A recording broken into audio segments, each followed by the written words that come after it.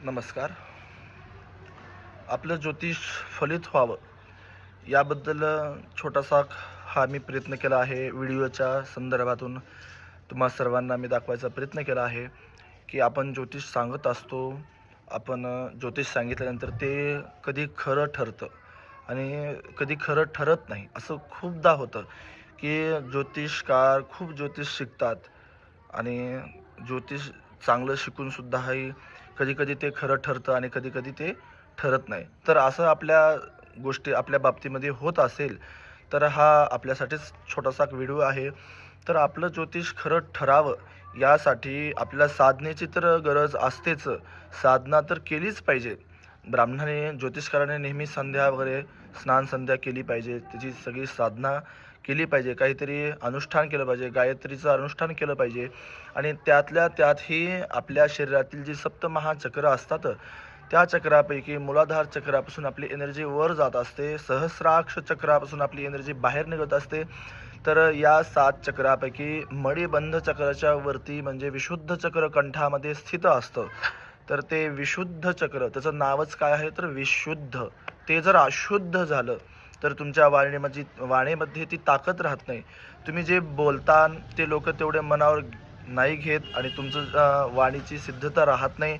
तुम्ही एखादं ज्योतिष सांगितलं, एखादं फळ सांगितलं तर ते तसं घडत नाही. का घडत नाही तर आपल्या शरीरामध्ये जे चक्र असतात त्यातील एक वाणी चक्र जे आहे ते जर विशुद्ध म्हणजे अशुद्ध जर झालं तर आपलं बोलणं, आपलं ज्योतिष ते कधी-कधी खरं ठरत नाही. म्हणून करायचं काय आहे,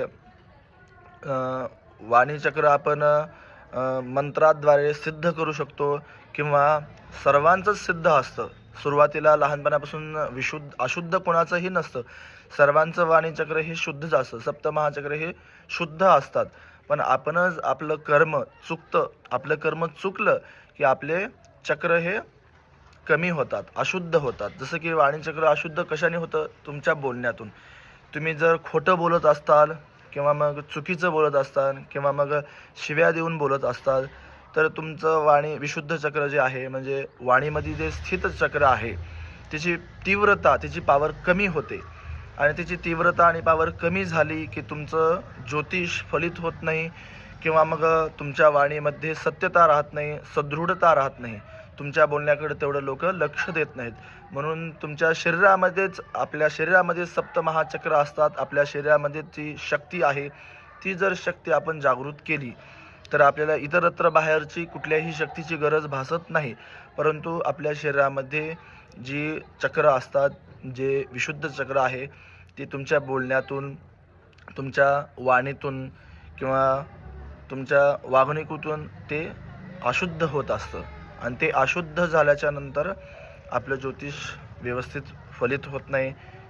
हे अशा प्रकार घडत असतात. म्हणून करायचं काय आहे, मंत्राद्वारेने त्याचे मंत्र असतात. मूलाधार चक्रापासून ते सहस्राक्ष चक्रापर्यंत प्रत्येक चक्राचा एक एक मंत्र आहे. त्याची साधना आहे, त्याचे ध्यान आहेत. ते ध्यान करायचं आहे, साधना करायची आहे आणि तुमचं बोलणं हे शुद्ध ठेवायचं आहे. सात्विक आहार घ्यायचा आहे.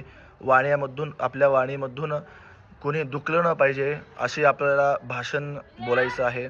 जर तुम्ही असं कराल तर तुमचं ज्योतिष नक्कीच फलित होईल आणि तुमची वाणी पण मधुर होईल, सुदृढ होईल. वाणीची पॉवर वाढेल आणि वाणीची पॉवर वाढल्याच्या नंतर यजमानावर, तुमच्या क्लायंटवर सुद्धा चांगला असर होईल. तुमचं ज्योतिष खूप चांगलं फलित होईल.